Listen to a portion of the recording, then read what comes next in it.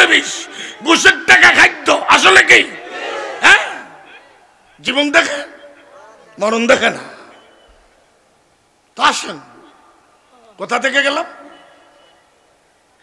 আর বেহেশতের পথ বন্ধু কষ্টের। হামলা হবে, মামলা হবে, শহীদ হবে, ভঙ্গু হবে, হাত যাবে, পা যাবে, সমালোচনা হবে, চাকরি যাবে, সংসার থেকে তাকে উৎখাত করে দেয়া হবে। ঈমান আনার কারণে অনেক সাহাবী তার বাড়ি থেকে বের করে দেয়া হয়েছে। ঈমান আনার কারণে সাহাবায়ে কেরাম থেকে জন্মভূমি মক্কা থেকে বিতাড়িত করে দেওয়া হয়েছে। তারপরে কি তারা ঈমান ত্যাগ করছে? আর জোরে বলেন। আমাদের ঈমান অর্জনে এই ধরনের ত্যাগ কুরবানি আছে? কোনো নাই, কোনো ত্যাগ কুরবানি নেই। ঈমানের পথ কষ্টের পথ। ঈমান আনলে ঘুষ খাওয়া যাবে না, ২৮,০০০ টাকা বেতনে কোন রকম সবর থাকতে হইব, কথা কর লেখা। আর জিগা ঈমান আনা নয় যে ২৮,০০০ বেতন ৭২,০০০ ঘুষ, কত ১ লাখ তার পারিবারিক মান কি? কথা বলেন না কেন? এটা এক বিপদ। এখনো বুঝুন না মনে হয়। তো ঈমানের পথ قال النبي حفت الجنة بالكما في خير.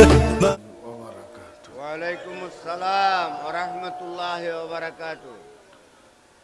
الحمد لله الحمد لله وكفى وسلام على عباده الذين اصطفى. أما بعد فأعوذ بالله من الشيطان الرجيم. بسم الله الرحمن الرحيم.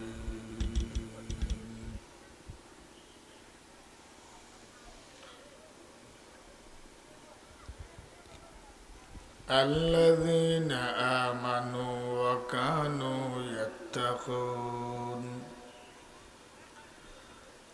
لهم البشرى في الحياة الدنيا وفي الآخرة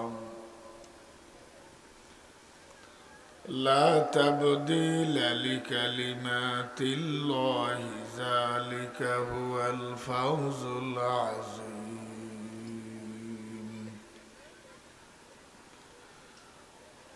إن الله وملائكته يصلون على النبي يا أيها الذين آمنوا صلوا عليه وسلموا تسليما. صلى الله على سيدنا محمد وآله وأصحابه وبارك وسلم. بلغ العلا بكماله كشف الدجى بجماله حسنت جميع خصاله.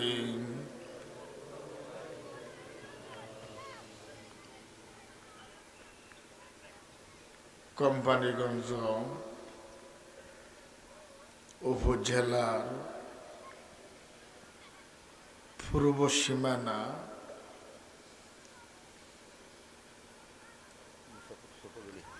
মুসাফর ইউনিয়নস্থ ছোটদলি গাউসুল আজম নাকি গিয়াসুল আজম,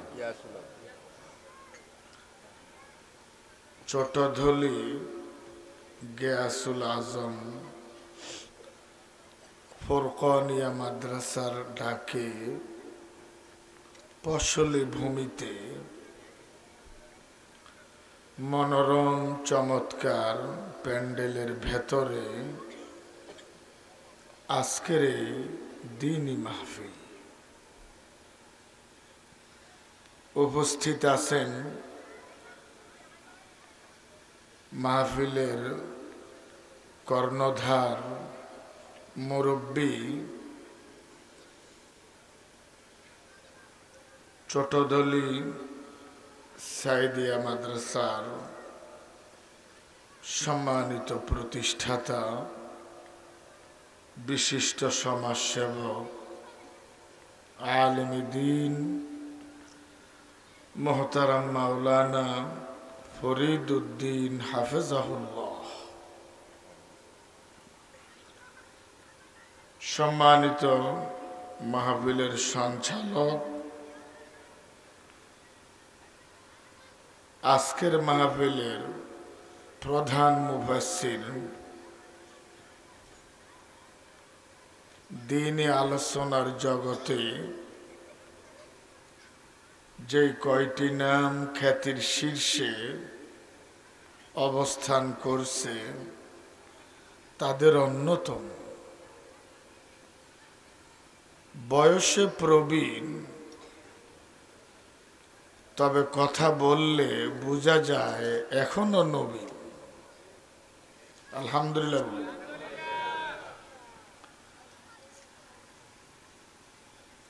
বিশিষ্ট দার্শনিক মোহতারাম মাওলানা লুৎফুর রহমান দামাত বারাকাতুহুম, সম্মানিত মুরব্বিয়ানে আযম, সব বয়সের সব পেশার কিশোর, বালক, যুবক এবং ছাত্র ভাইয়েরা,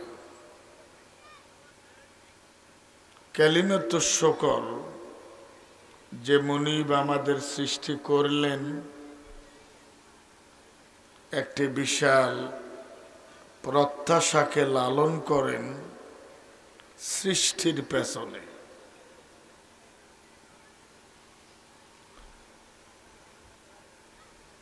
যিনি তার অপরন্ত নেয়ামতের ফলগু ধারা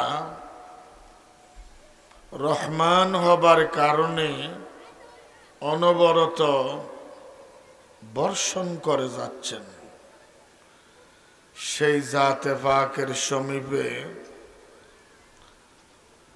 তার শেখানো বাক্য দিয়ে, কোরআনের ভাষা দিয়ে শুকর আদায় করে নিচ্ছি আলহামদুলিল্লাহ। আলহামদুলিল্লাহ। এতগুলো থাকার কারণে এখন তো আর আমার চেহারা দেখা যায় না, আমি তো আড়ালেই চলে গেলাম। তো যাই হোক, ওরাও তো অনেক দূর থেকে এসেছে, অনেক পরিশ্রম করে, অনেক কষ্ট করে, তাদেরকেও তো সুযোগ আমাদের দিতে হবে।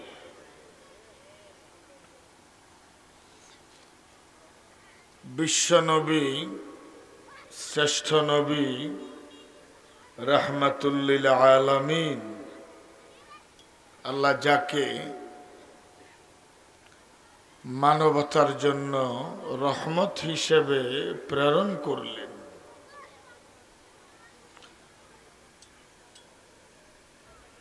মসজিদ নববীর সবুজ গম্বুজের নিচে যিনি শায়িত আছেন, যার দেহ মুবারক যেভাবে দাফন করা হয়েছে আজও সেভাবে আছে, কারণ নবীদের শরীর মাটি গ্রাস করতে পারে না। আল্লাহ মাটির উপর নিষেধাজ্ঞা আরোপ করেছেন।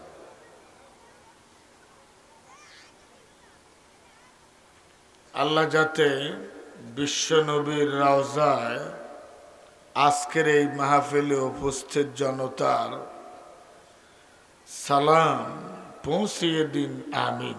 আমিন। বিশাল প্যান্ডেল, সামান্য উপস্থিতি,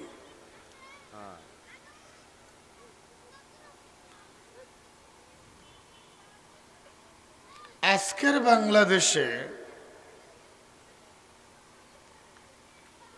আমরা শতকরা ৮৮ জন মানুষ নিজেদেরকে মুসলিম বলে দাবি করি। ধর্মের পরিচয় দিতে গিয়ে আমরা বলি আমাদের ধর্ম ইসলাম, বলি না? বলে সমাজে আমরা আমাদেরকে মুসলিম, ফার্সি ভাষায় মুসলমান বলি, আরবি পরিভাষা মুসলিম, ফার্সি পরিভাষা মুসলমান। মুসলমান।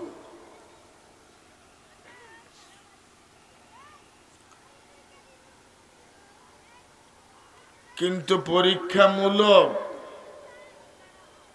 এক রাস্তার পূর্ব পাশে যদি নায়ক নায়িকা এনে গানের কনসার্ট দেয়া হয়, পশ্চিম প্রান্তে যদি তাফসীর মাহফিল দেয়া হয়, আর আপনি যদি দুটা প্রোগ্রাম অবজার্ভ করেন, আপনি দেখবেন যারা মুসলিম বলে নিজেদের দাবি করে তাদের ১০০ জনের ৯০ জন গানের প্রোগ্রামে, আর ১০ জন তাফসীর মাহফিল।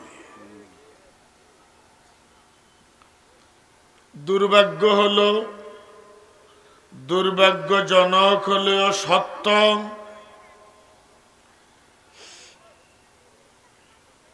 বাংলাদেশের সমাজ ব্যবস্থা ইসলামের অধীনে নেই,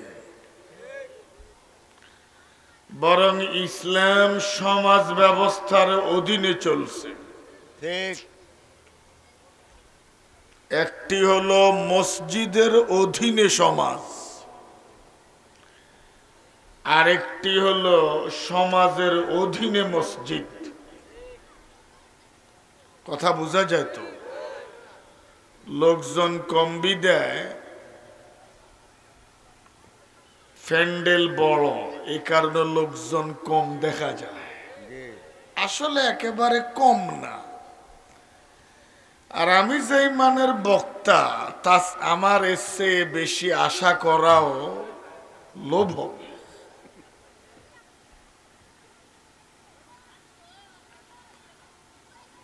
এ কারণে টেম্পু মার্কা আলোচনা, চড়াই উতরাইয়ের আলোচনা যতই আমি গিয়ার দেব,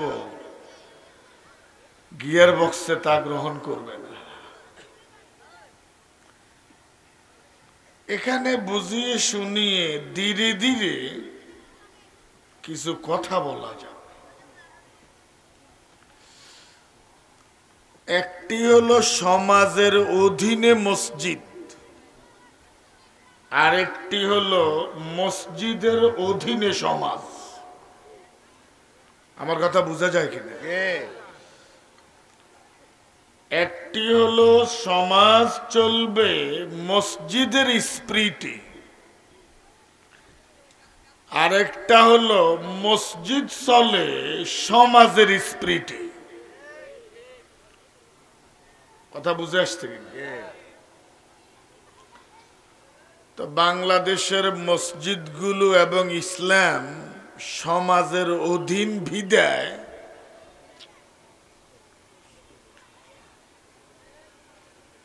সামাজিক চাপে শতকরা ৯০ জন যারা গানের অনুষ্ঠানে যোগ দিল, সেখানে যদি পায়ের নিচে পিষ্ট হয় অথবা স্বাভাবিক প্রক্রিয়ায় কেউ যদি মৃত্যুবরণ করে,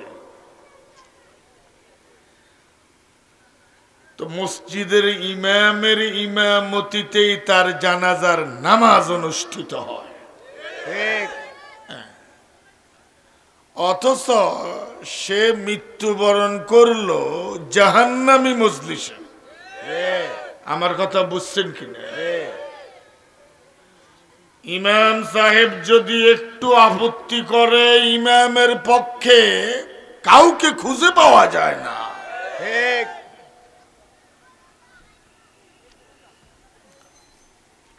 আমি আমার ছোটবেলায় দেখেছি রমজান মাসে যেই ফ্যামিলির মানুষ রোজা রাখে না তাদের বিষয়ে মসজিদে আলোচনা হতো।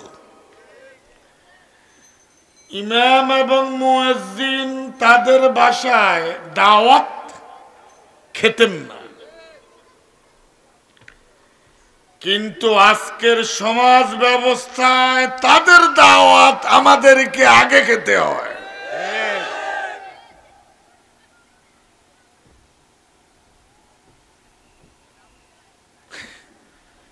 ইমাম সাহেব যদি ওই বাড়িতে দাওয়াত খায়, মানুষ সমালোচনা করে, ওরা যে রোজা রাখে না, হুজুরে এখন এগুলো চিন্তাও। আবার ওই বাড়িতে যদি দাওয়াত না খায়, তারা যদি ইমামের বিরোধিতা করে, একটা লোক ওই লোকের ভয়ে কথা বলে না। দুনুমি আমাদের বিপদ। কথা বুঝছেন কিনা? এই জন্য আমরা জন্মেছি দোষী হয়। হ্যাঁ, তিনজন আলেম যদি জোরে হাঁটে, মানুষ বলে কারে খেতে যায়। আস্তে যদি হাঁটে, কয় খাই ডাস হয়ে আছে। দুনুমি বিপদ। কথা বলেন। লম্বা জামা দেখলে দেশ খাইয়েলিস। কিরে, জীবনে আমরা দেশ শাসন করিনি। মসজিদ 3 ডিসিম যা শাসন করি, সেখানেও তোমরা আমাদেরকে প্রকৃত সত্য কথা বলতে দাও না। বললে 1 বছরের মাথায় তার ইমামত থাকে না। আমরা টেন্ডারবাজি করি না, চাঁদাবাজি করি না, অফিসে ঘুষ খাই না। দেশটা আমরা কেমনে খেলাম? ওই নোয়াখালীর বাসায় খায় মোসোয়ালা, নাম পড়ে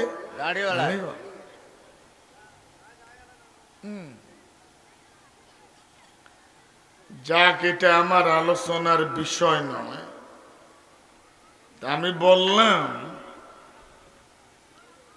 আমরা নিজেদেরকে মুসলিম বলি, ধর্ম ইসলাম বলি, কিন্তু আমরাই ইসলামী অনুষ্ঠানে যোগ দেওয়ার চেয়ে জাহান্নামী অনুষ্ঠানে বেশি যোগদান করি। এ কারণে দ্বীনের মাহফিলগুলো মঙ্গা, দোজখের মাহফিলগুলো চাঙ্গা। আর জোর বলুন কি? সেখানে কাস্টমারের কোনো অভাব নাই, উপসে পড়া ভিড়। কে কার আগে দোজখে গিয়ে নিজের আসন নিশ্চিত করবে, এই প্রতিযোগিতায় মুসলিম মিল্লাত ব্যস্ত হয়ে পড়ছে। অথচ বেহেশতের চেয়ারগুলো নীরবে কাঁদছে। সেই আসনগুলো দখল করার মতো কোন প্রতিযোগী খুঁজে পাওয়া যায় না। আরেকটা কথা বলতাম, বলেন। হ্যাঁ বলেন। মাহফিলে লোক কম হয়, গানের অনুষ্ঠানে লোক বেশি হয়। এর একটা কারণও আছে, অনেক কারণ আছে। তন্মধ্যে একটি কারণ হলো দোজখের কাজে নগদ মজা। নগদ মজা, এ কারণে খরিদ্দার বেশি। কথা বলুন, কিন্তু ভবিষ্যতে সাজা। আর দ্বীনের কাজে নগদ সাজা, ভবিষ্যতে মজা। আমার কথা বুঝছেন কিনা? আপনি যদি প্রকৃত ঈমান আনেন, ঈমানের দাবি যদি সর্বত্রে লালন করেন, আমরা তো ইমানের দাবি সব জায়গায় লালন করি না। কুকুরের মতো লেজ হতাই দিই। কথা কর না, এই অবস্থা না। আমরা সব জায়গায় আপোষ।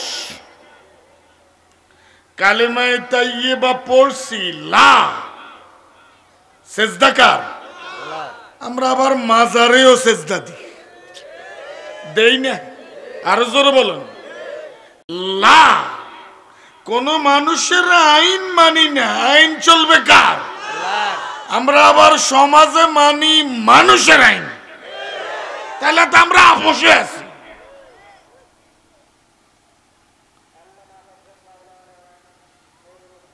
কোন এক জায়গায় মানি আল্লাহর দিন, আরেক জায়গায় মানি ইবলিসের দিন। এটা শিরক। এটা কি? শিরক। হিন্দু ভাইয়েরা মূর্তি সেজদা দেওয়া কি তাওহীদ না শিরক? আরো জোরে বলুন। যেই মুসলমান নামাজে কোরআন মানে, সমাজে মানে না, নামাজে আল্লাহর আইন মানে, রাজপথে আল্লাহর আইন মানে না, যেই মুসলমান মসজিদে নবীর সুন্নাত মানে, বিচার ব্যবস্থায় নবীর আদর্শ মানে না, সে দুই জায়গায় দুই নীতি মানে। এই নীতির নাম হলো দিন। নীতির নাম কি? আরো জোরে বলুন। তাহলে আমরা দুই জায়গায় দুই দিনই বিশ্বাস, এটাও শিরক। এটাও কি? এই শিরকের মধ্যে জাতি লিপ্ত।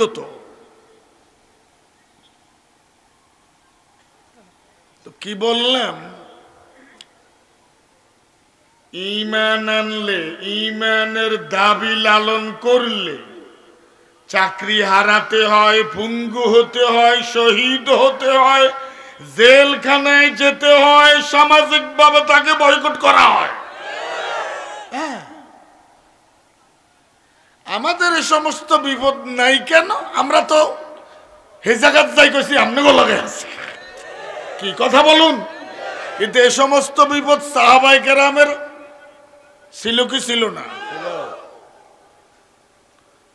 এ কারণে দিন মানলে নগদ সাজা, তবে ভবিষ্যতে মজা। আরো জোরে বলুন, মজা।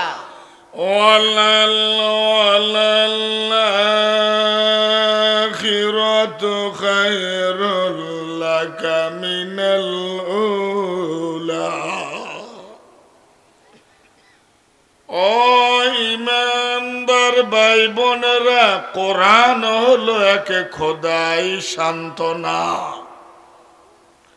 কোন ঈমানদারের মনে যদি হতাশা সৃষ্টি হয়, হতাশ না হয়, সে যদি কোরআন খোলে, কোরআন অধ্যয়ন করে, হতাশার ছবি অঙ্কিত আর হবে?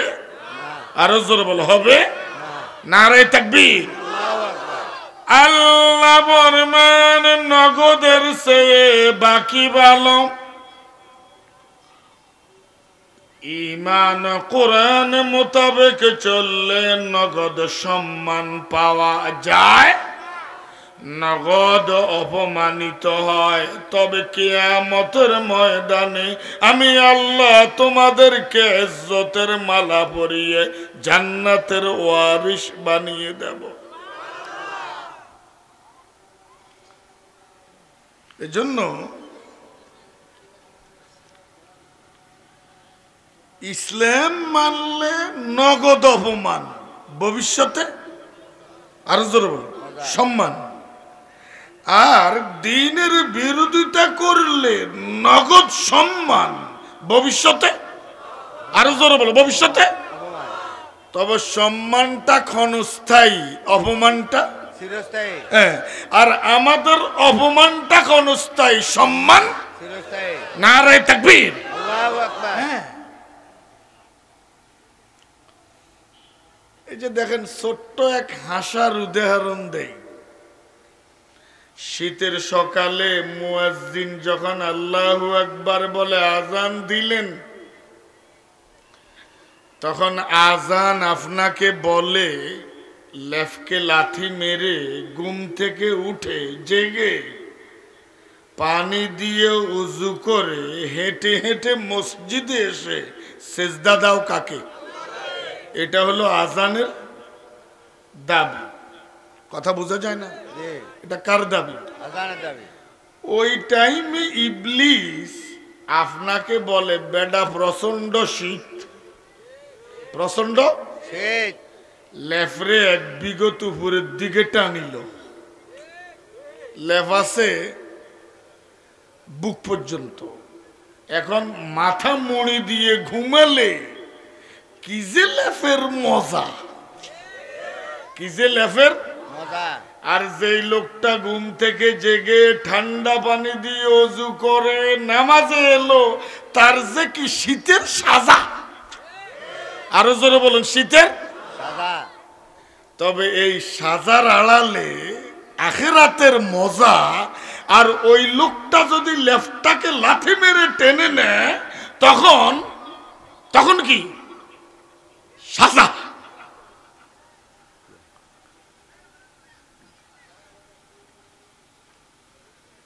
কি আমার সময় 9টা পর্যন্ত না? ঠিক আছে, সমস্যা নেই। আমি বসছি 8টা বাজে না,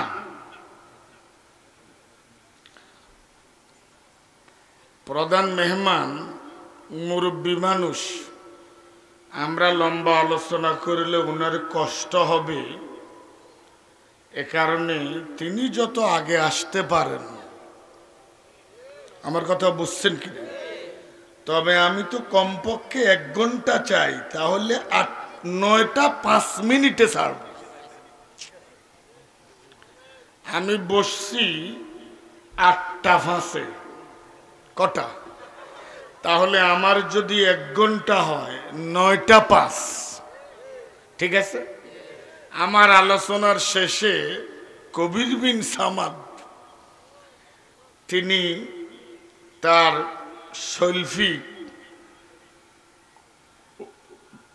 শিল্প, তার গান উপস্থাপন করবেন। এরই মাঝে প্রধান মেহমান তাশরিফ আনবেন। আমার সময় আছে আর মাত্র 36 মিনিট। তবে আমি ফলো করব আমার ঘড়ি, হয়তোবা পরিচালকের ঘড়ির সাথে 1-2 মিনিট এদিক সেদিকও হতে পারে। হ্যাঁ, আরেক কথা বলি, কোন বক্তা পরিচালক মহোদয়ের বেঁধে দেয়া সময় থেকে 1 মিনিট কথা বলা হারাম। কবিরা গুনাহ।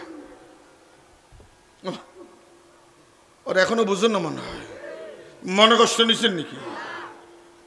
ঠেলার লাগে যদি আধা মিনিট যায়, এটা চাইব ইচ্ছা করি, তাহলে তো উনি মুরব্বী মানানো। বা কথা বলেন না কেন? ওয়াইস কি পরিচালক না পরিচালিত? তো উনি দিল সময় 9টা 5, আপনি নিলেন 9টা 10, তাহলে আপনি কারে মানছেন? আমরা দেখবেন ইমামে অনেক সময় সালাম ফেরায়, অনেক মুক্তাদি সালাম ফেরায় না, তার 2 বাক্য রয়ে গেছে। এবার হেসর করে পড়ে, পড়ে তারপরে নিজের সালাম নিজে ফেরায়। তিনি কি ইমাম মেনেছেন? আরো জোরে বলুন। এখন তাকে অবশিষ্ট 2 বাক্য পড়া নাকি সালাম ফেরানো? তার অবশিষ্ট 2 বাক্য পড়া এখন জায়েজ নেই। অনেক বক্তা দেখছি স্লিপও মানে না, কথা বলে না কেন? এর অহংকারী। এই অহংকার থেকে আলেমদেরকে আল্লাহ হেফাজত করো। আর জোরে বলেন আমিন। তো সময় নাই, কোথা থেকে গেলাম? তো শীতের সকালে লেফটাকে উপরের দিকে টেনে নিলে সাজানা মজা। আরো জোরে বলুন। কিন্তু এই মজার আড়ালে দোজখের। এই কারণে দেখবেন নগদ মজাবি দেয় 100 জন মুসলমানের মধ্যে 2 জন মসজিদে, 98 জন লেফের তলে। 98 জন নগদ মজা। তো ও ঈমানদার ভাই বোনেরা, এ কথার সমর্থনে আল্লাহর নবী ফরমান, হুফফাতিন নারু বিশ-শাহাওয়াত ওয়া হুফফাতিল জান্নাতু বিল মাকারি।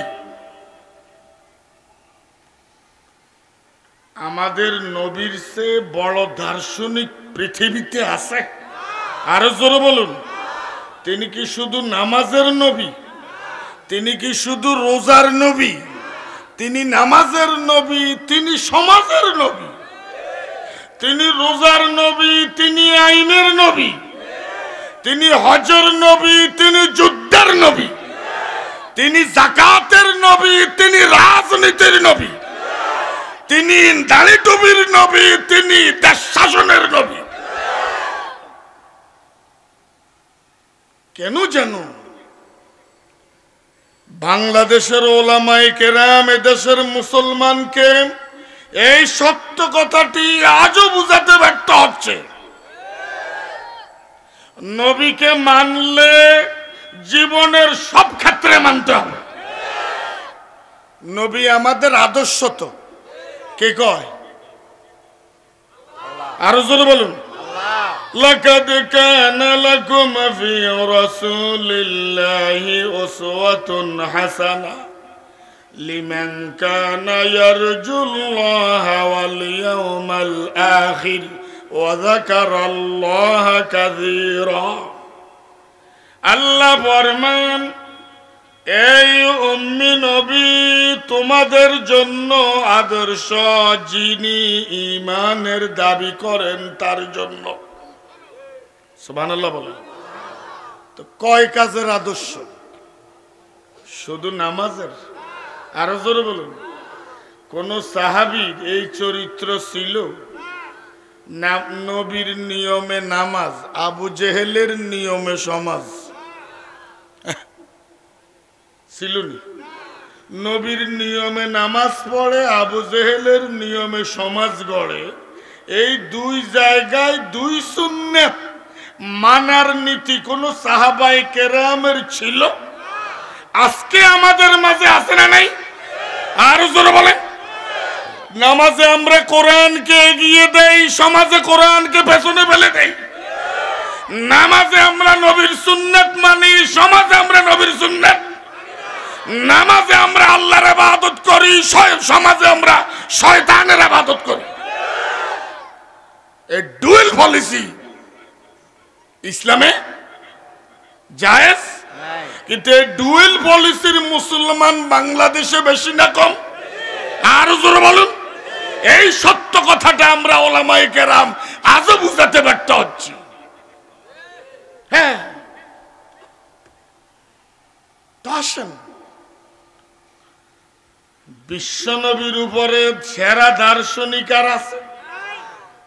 মক্তবে নুরানি মাদ্রাসায় পড়ানো হয় খাওয়ার আদব, বসার আদব, শোয়ার আদব।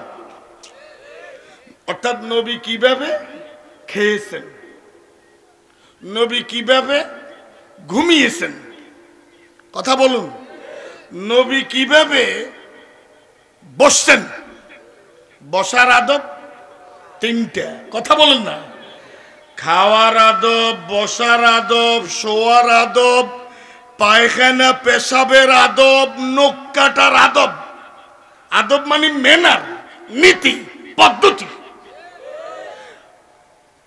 আমাদের নবী 23 বছর নবুয়তির জীবনে শুধু এই কয়টি কাজ করেছেন?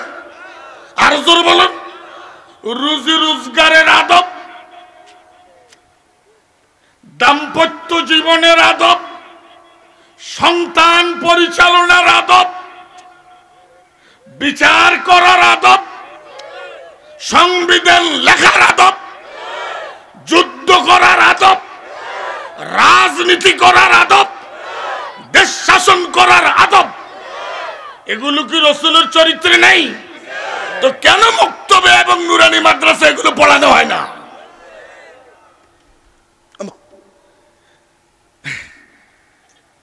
পড়ায় না কি লেখুন রে ও শার্ট প্যান্ট পরি বোমা মারলে ক সন্ত্রাসী, পায়জামা পাঞ্জাবি পরি বোমা মারলে ক জঙ্গি। কামেক ওরে বাবা,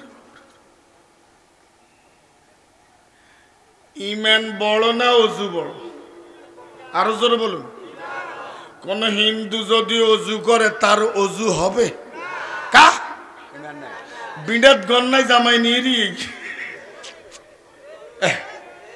কথা বলেন। তাহলে ইমান আগে না অজু আগে? আমাদের মক্তবে পড়ানো হয় অজু ভঙ্গের কারণ, অজু করার পরে এই 7 কাজের এক কাজ করলে অজু শেষ না বেশ? আরো জোর বলেন। তো কি কি কারণে ইমান ভাঙ্গি যায়?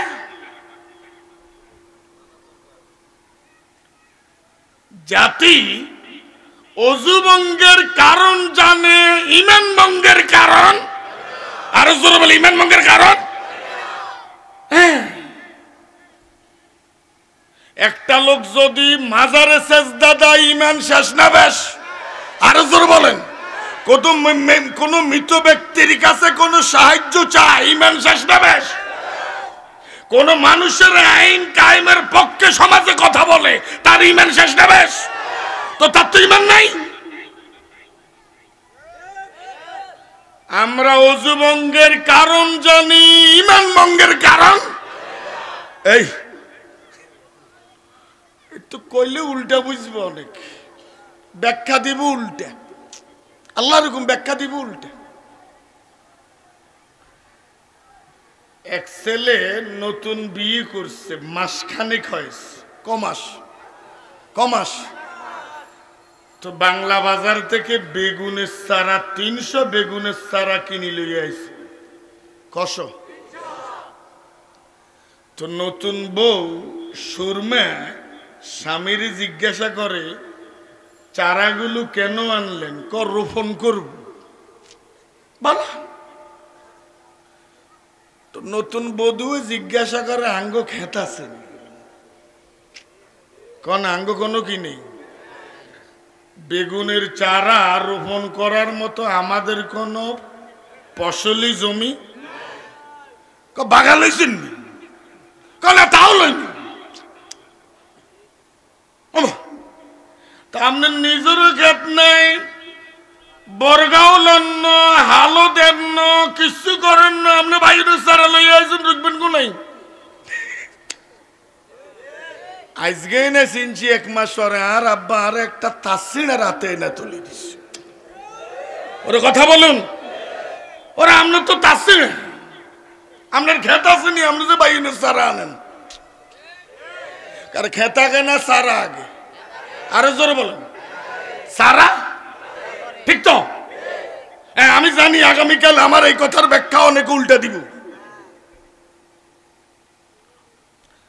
হাদিসে আছে, কোন ইমানদার যদি সুবহানাল্লাহ, আলহামদুলিল্লাহ, আল্লাহু আকবার এই তাসবিহগুলো পড়ে, তার বেহেশতের খেতে গাছ উঠব। বলে না সুবহানাল্লাহ? তাহলে তসবিহ হলে বেহেশতে কি হইব? তো বেহেশতের খেত হইব কি দি? সুবহানাল্লাহ দিব। সুবহানাল্লাহ বললে বেহেশতে কি উঠব? কোন হিন্দু ছেলে যদি সুন্দর করে সুবহানাল্লাহ পড়ে তার গাছ উঠব নি?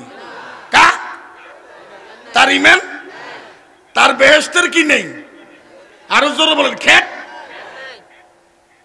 তাহলে শিরক মুক্ত ইমান দিয়ে জান্নাতের জমি ক্রয় করতে হবে, এরপরে তাসবিহ দিয়ে ওই জান্নাতে চারা লাগাতে হবে। এই তো কথা, একমত? আরো জোরে বলুন। এখন বাংলাদেশে মুসলমানের ঘরে জন্ম নিয়েছে, দাবি করে ধর্ম ইসলাম, দাবি করে আমি মুসলিম, তার ইমানে শিরক থাকার কারণে ইমান শেষ না বেশ? ইমান আছে না নাই? তো ওই লোকের যদি ইমান না থাকে বেহেশতের কি নেই? খেত। আরো জোরে বলে খেত। এতে যদি 100বার সুবহানাল্লাহ বলে বেহেশতে সারা উঠবো নি রে?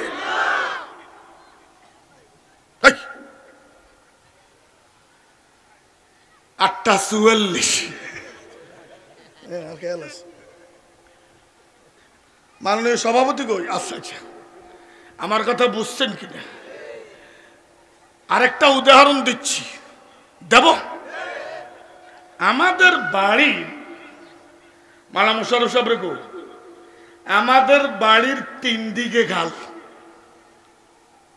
পশ্চিমেও খাল, খালটা এমনি গেছে, এমনি ওই এমনি ওই এমনি খাল গেছে, এখানে আঙ্গ বাড়ি। দক্ষিণে কি নেই? খাল, কিন্তু ও বাংলাদেশের দৈনে আছে বঙ্গোপসাগর, তো 3 দিকে কি খাল। ছোটবেলায় মাছ খুব কম কিনতাম বাজার থেকে, হারল বই এইটা কোচ দি কত মাছ আগে ছিল খালে, অনেক মাছ ধরতাম। তো এখানে আমরা একটা ডুলে, আর আমাদের লক্ষ্মীপুর অঞ্চলে খলি, লক্ষ্মীপুর অঞ্চলে কি তো খলি অজ্ঞা রাখতো, এই জায়গা জাল মারতাম, জালে মাছ উঠলি রাখতাম কোনাই ডুলে। কোথায়? দমকা ডুলে নিচে দি ছিদ্র, ডুলে নিচে দি কি অনেক মাছ জেলে বাই পেয়েছেন, মনে মনে খুশি, খাইব বাই করে কোকা দিব, কোকা বেনে বাজারে বেচব। কথা কর লেখা পরিকল্পনা আছে না নাই? কিন্তু কি হয়েছে? কথা কর লেখা ডুলে অনেক মাছ পেয়েছে, কিন্তু একটা মাছ কি বাড়িতে আসবে? সব মাছ কোথায়? পথে পথে। সব মাছ কোথায়? বাড়িতে একটা মাছ আসবে, তাহলে মাছ ধরব আগে না খলি চিলাইব আগে? কথা কন, মাছ ধরব আগে না খলি চিলাইব আগে? ঠিক তো? আর যদি খলি ভালো হয়, শুধু পুঁটি মাছ অজ্ঞা পাইছে। কি মাছ? আল্লাহর রহমতে ছোট্ট মুডি মাছ গা বাড়িতে। ও ইমানদার ভাই বোনেরা, নুরানি মাদ্রাসায়, মক্তবে এবং প্রাথমিক ইবতেদায়ী মাদ্রাসায় নবীর একটি হাদিস পড়ানো হয়, আখলিস দীনাক। আখলিস, তুমি তোমার দিনকে, ইমানের খলিকে মজবুত করে নাও, যাতে ছিদ্র না থাকে। যাতে ছিদ্র ইয়াকফিকাল্লাম আলুল কালিল।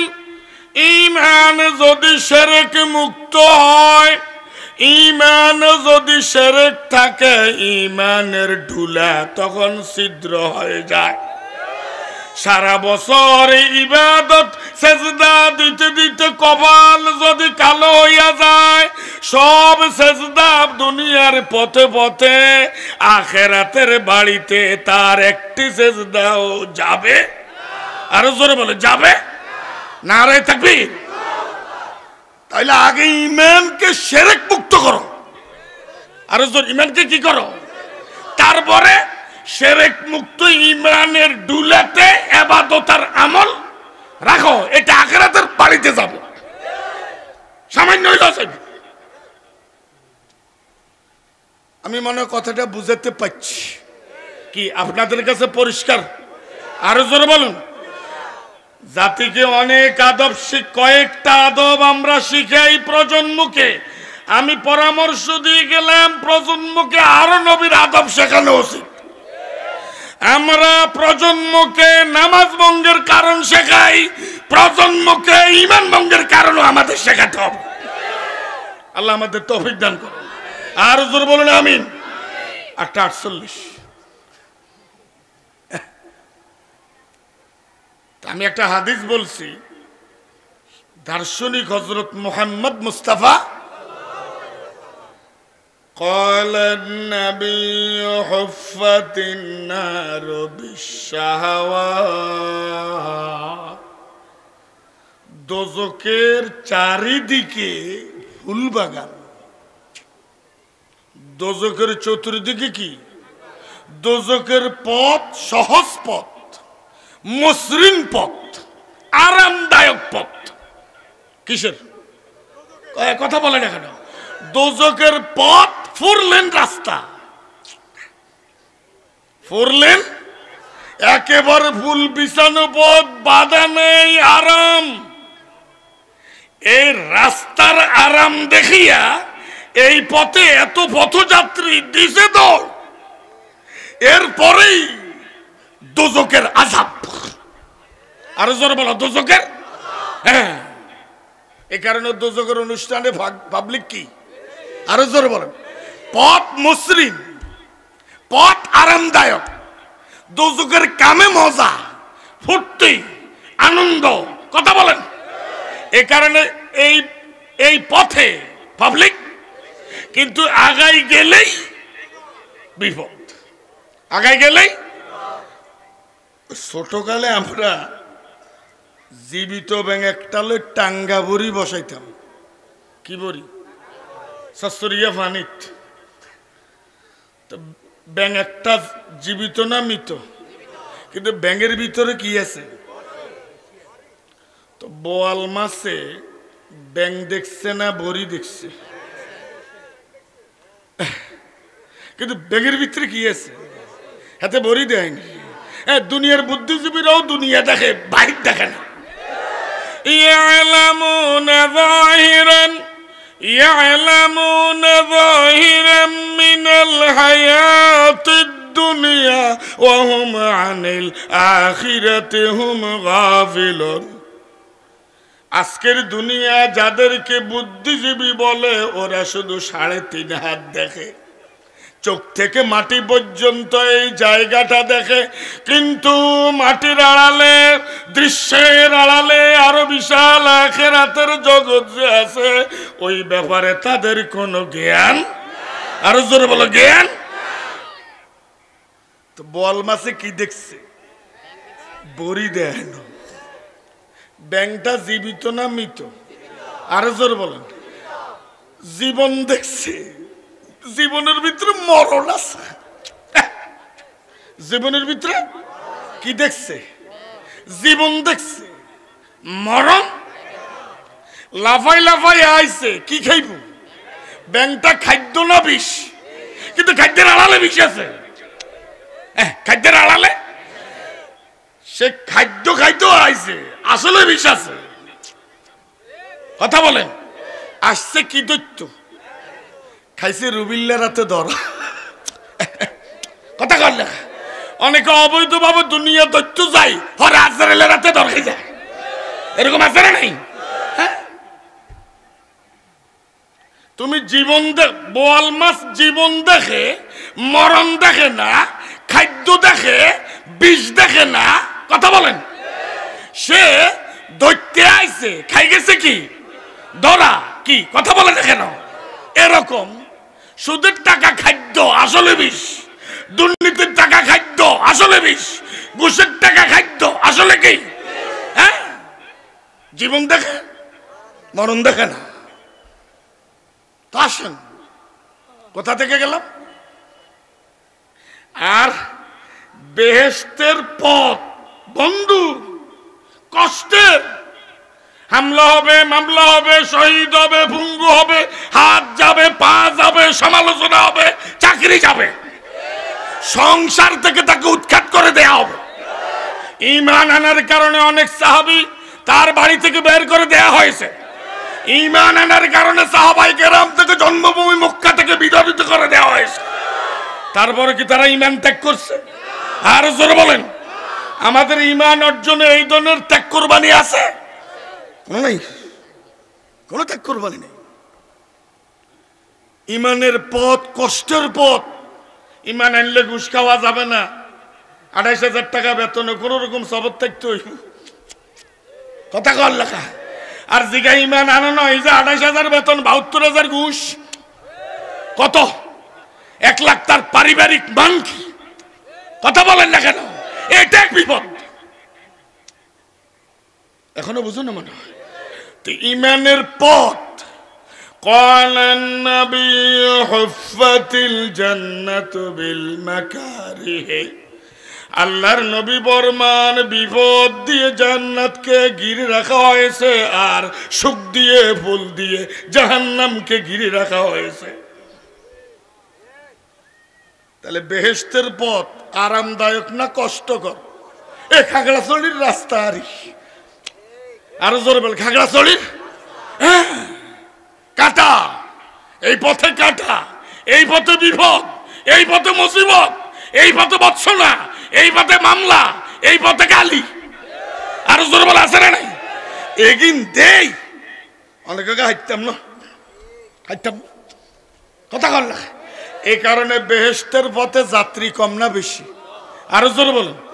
দোজখের পথে তবে কষ্টের পথ অতিক্রম করলেই নিয়ামত, আর সুখের পথ অতিক্রম করলেই মুসিবত, কিয়ামত।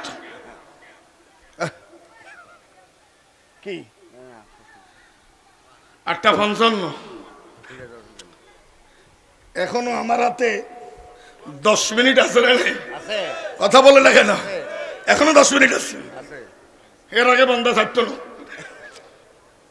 সমস্যা নাই তো। ও কবির বিন সামাদ চলিয়েছে গান গাইতো, খাওয়া তুই বইও তোর ভালো হাত 10 মিনিট হবে, ঠিক আছে নি? তো আসেন, সমস্যা নাই তো। তাহলে আমাদের রইল বাকি, ওদের রইল নগদ। এবার আমার আল্লাহ কয় কাল্লা বাল তুহিব্বুনাল আজিলাতা ওয়া তাযারুনাল আখিরাহ। নারে তাকবীর। তোমরা নগদকে ভালোবাসো, ভবিষ্যতের কথা ভুলে গেছো। আরেক আয়াত আছে কাল্লা ইন্নাহুম ইউহিব্বুনাল আজিলাতা ওয়া ইয়াযারুনা ওয়ারাহুম ইয়াওমান সাগীলা। এই দুনিয়ার পরে যে ভয়াবহ একদিন, যেই দিন স্বামী স্ত্রী বলে, স্ত্রী স্বামী বলে, নেতা কর্মী বলে, কর্মী নেতা বলে, সন্তান পিতামাতা বলে, পিতামাতা সন্তান বলে পরিচয়। ওই দিনের কথা অনেকের এখন মাথায়, আরো জোরে বলে মাথায়, মাথা থাকলে এত চুরিকা, এত ডাকাতিকা, ভাই ভাই এত বেজালকা। কি আমার সাথে আপনারা একমত? আরো জোরে বলে একমত। ওদের রইল। তবে আরেক চিকন কথা কইতেন নি, আমরা কি একসার না খাই মরিনি? আমরা কি একেবারে উলঙ্গ থাকিনি? তাহলে নগদও কিছু আমাদের কম হইল আছে, ভবিষ্যতে আছে। আর দিন বিরোধী, ইমান বিরোধী, বিধর্মী যারা, অমুসলিম যারা, মুনাফিক যারা, তাদের শুধু নগদ আছে আখিরাতে। আর জোর আখিরাতে ওমা লাহুম ফিল আখিরাতি মিন খালাক। তাহলে আমাদের এখানেও আছে, সেখানেও আছে। ওদের এখানে আছে, সেখানে নাই। তাহলে আমাদের বাঘ বড় না ছোট? আলহামদুলিল্লাহ। এ কারণে কোরআনের প্রথম আয়াত খুললে যে আয়াতের সাথে আমাদের পরিচয় হবে, ওই আয়াত কি? আলহামদুলিল্লাহ। আল্লাহকে ইমানদার আলহামদুলিল্লাহ। তুই বেজার হচ্ছে, তোর হয়তো ভালো মানের গাড়ি নেই, পরনে ভালো জামা নেই, ভালো থাকার আবাসন নেই, সামান্য হইলেও আছে, বাকিটা আমি জান্নাতে ব্যবস্থা করব। তুই বেজার হচ্ছে, হতাশ হচ্ছে, নার্ভাসনেস ফিল করিস না। তুই খুশি হ, আমি আল্লাহ তোর ঈমানের মতো দৌলত দিয়ে জান্নাতের যোগ্য নাগরিক বানাইছি। বেলালের মতো হাবশী গোলাম জান্নাতের গোলাম, জান্নাতের নাগরিক। আর আবু জাহালের মতো রাষ্ট্রপতি ঈমান হারা হবার কারণে জাহান্নামের নাগরিক। কে সফল? বেলাল। কে ব্যর্থ? আরো জোরে বলেন। আবু জাহেল, হযরত বেলাল। যালিকা হুয়াল ফাউজুল আযীম। আজকে 8:58 ছোটদলি গিয়াসুল আজম ফোরকানিয়া মাদ্রাসার উদ্যোগে আজকের বিশাল মাহফিল। আলহামদুলিল্লাহ, আমি যেই পরিমাণ শ্রোতা নিয়ে শুরু করছি, শেষ করছি তার চেয়ে আরো 2 ভাগ বেশি। আলহামদুলিল্লাহ, তারও 2 ভাগ বেশি। এই কারণে শুক্রবারে ইমাম সাহেব প্রথম সফলে যাদেরকে কথা বলে, ওই শেষে যারা একামতের আগে দিয়ে আসা, তারা ইমাম সাহেবের বক্তব্যের আগা গলা বুঝতে পারে না। যাই হোক, আলহামদুলিল্লাহ মাহফিল এখন মোটামুটি বলতে গেলে ভরপুর হয়েছে, তবে কানায় কানায় ভরপুর এখনো হয় নাই। আমরা আশা করছি ইতোমধ্যে এদেশের মুসলিম উম্মাহ আজকের মাহফিলে যোগদান করে প্রধান অতিথির এবং শিল্পীর গান শুনে দ্বীনি চেতনা মনের গভীরে লালন করে সমাজে পরিবারে কর্মে তার বাস্তবায়ন ঘটাবে। বলুন আমিন। আমিন। 5 মিনিটে على جمعة الخير هلا حل قلبي على جمعة الخير